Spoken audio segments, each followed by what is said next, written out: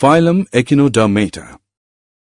Similarly, Echinodermata is derived from Greek words echinos, which is spiny or hedgehog, plus derma, which is skin. Thus, these are spiny-skinned organisms. They are exclusively free-living marine animals.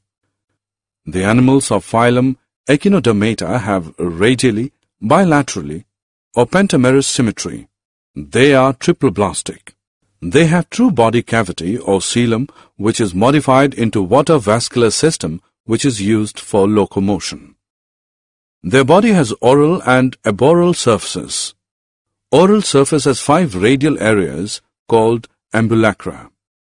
The entire body is covered by hard calcium carbonate structures that they use as skeleton. Some common examples of Echinodermata are Asterias, starfish, Echinus, sea urchin, Antedon, sea lily, Ophiothrix, brittle star.